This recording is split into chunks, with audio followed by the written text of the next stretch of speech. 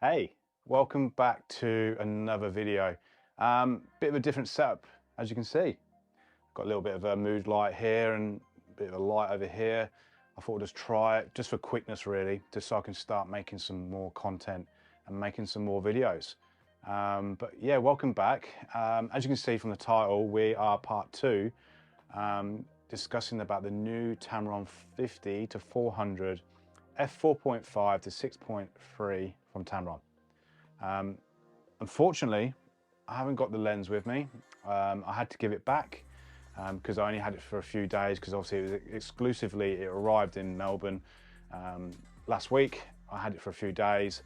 So as you can see, I went out, quickly made a POV with it.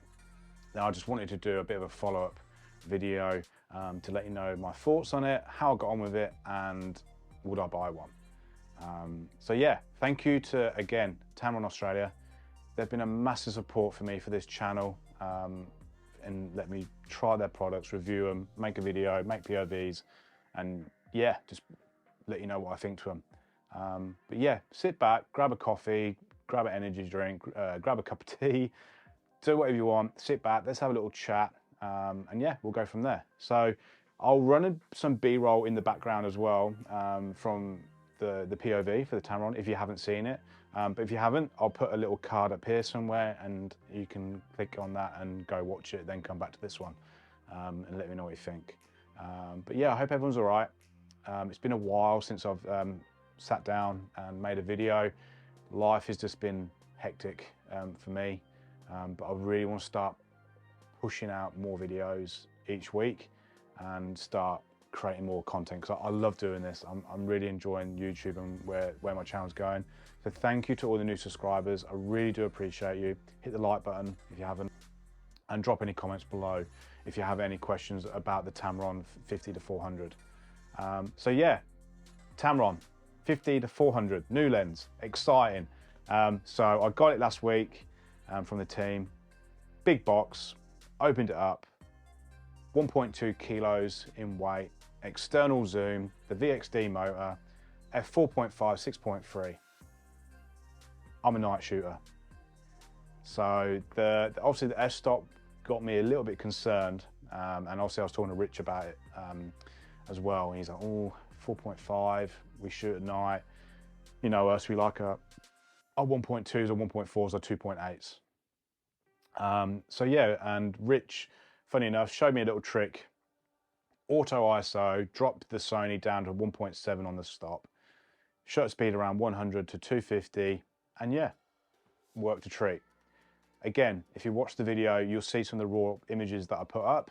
The ISO in some of the images was 6,400 ISO. A lot of you are thinking, holy shit, that's a lot of ISO. But no, to me it wasn't. I saved a lot of the images in Lightroom. I mean save, like, not save them, but you know what I mean. Just did my thing with them, did my magic, did the edits, kept some raw just so you could see it. Then obviously applied some of my presets to the images to have some fun with them. But yeah, that was my only concern, was the f-stop. But with this lens, the 50-400, it's aimed more towards sports photographers, motorsport, windsurfing, anything like that, really.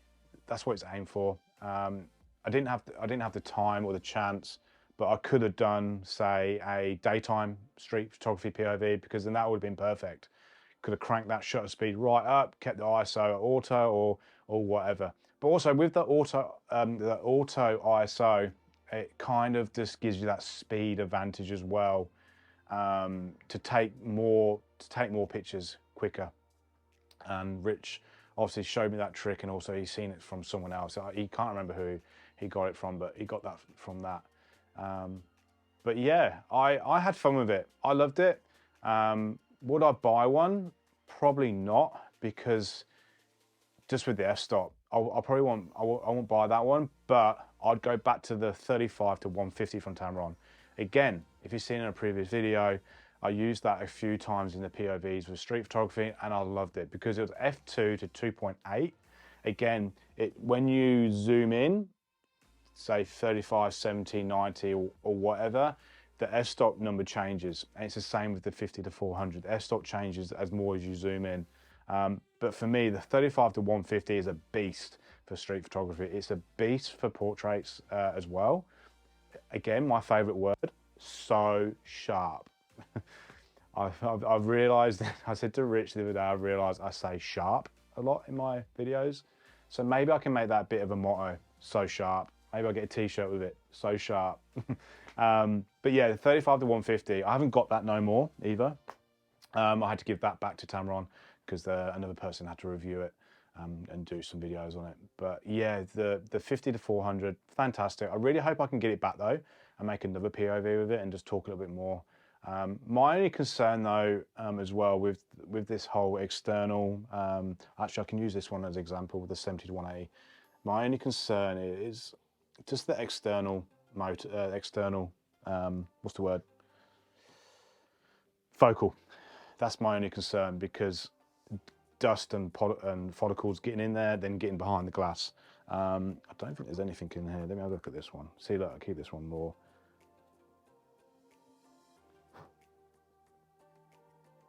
No, that's just the outside. No, there's nothing in there, but I've just seen a few people in different videos saying that the dust gets into the glass, but I don't see that any issue.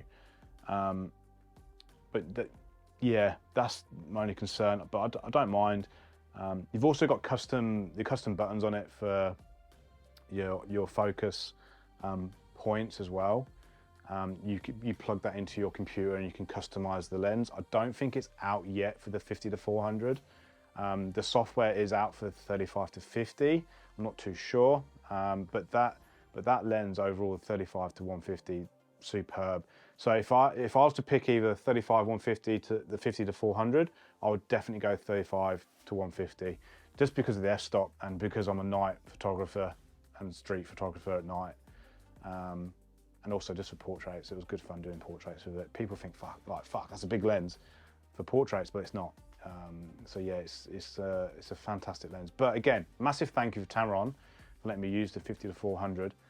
If you have any questions about that lens or any lens that I've used from Tamron, because as you know, I've been doing a lot for them recently in the videos, drop me a comment below about any of the lenses. I've also got some other lenses that I will be trying.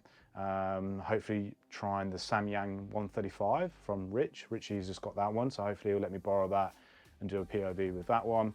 I've also just done a video of the 70-200 versus the 35-150, comparison of images. So I've got that video coming out. And then, yeah, I just want to keep creating more content on here. Again, I've got the DJI mic set up here, the wireless, thanks to DJI Melbourne for the hookup. Lachlan from DJI Melbourne, he gave me the little link up there. I'll drop his links in the description if you want to look at any products on DJI, if you're from Australia, that is. But yeah, I hope you like the setup. I really like it. The setup with this and the idea of this is just so I can do a quick setup, talk to you guys, make some videos and go from there. But yeah, thank you so much. But yeah, that's my view on the Tamron 50-400. I like it. Would I buy it? Probably not. I'd sooner go 35-150 out of them lenses. Again, as I said, I've got the 70-180 here with me from Tamron. I've just done a video on that over the weekend, but I might do it again. I've also got the 35mm from Tamron 2.8. I'm going to do a video on that, either a POV or a portrait one. Then yeah, anything else that I do, I'm going to do a video on the DJI mics and how I go with them, the setup. And yeah, that's it. But again, thank you so much for the support. Hit that subscribe button, hit that like button, and I'll see you next time.